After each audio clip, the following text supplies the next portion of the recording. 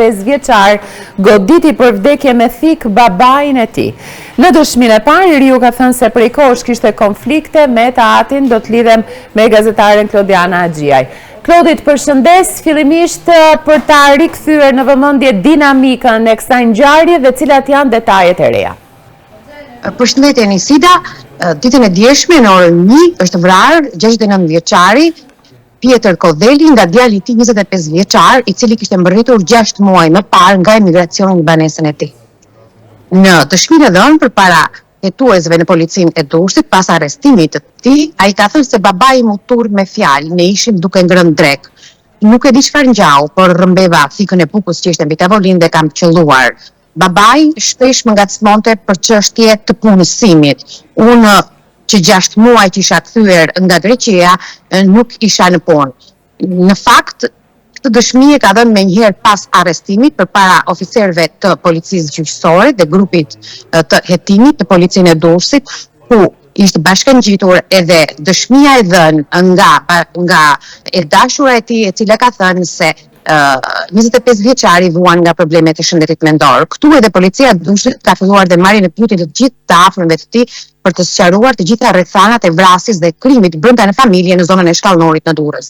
25 vjeçari ishte me pasaport franceze, ai kishte jetuar 6 vjet në Francë, më pas ishte kthyer në Greqi, kishte punuar 6 muaj në Greqi dhe prej 6 muajsh ai ishte kthyer pranë banesës së babait të tij në fshatin Shkallënur në Durrës, ku jetonte së bashku me familjarët e tij, por edhe me bashkëtuesen e vet, një vajzë e re.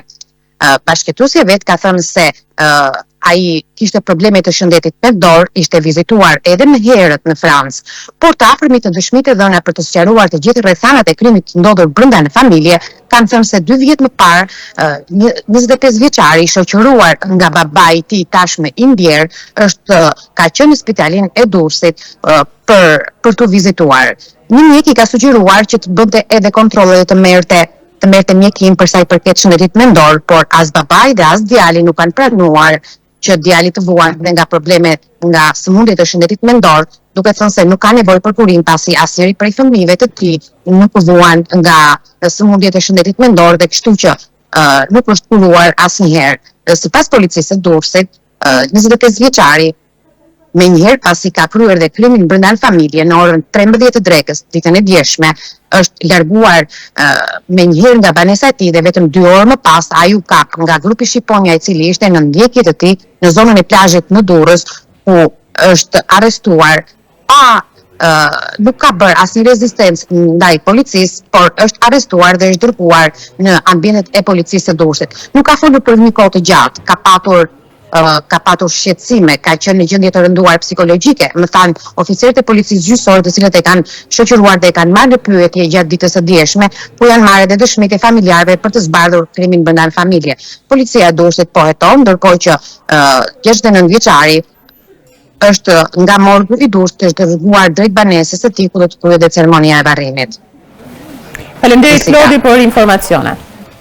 Faleminderit juve.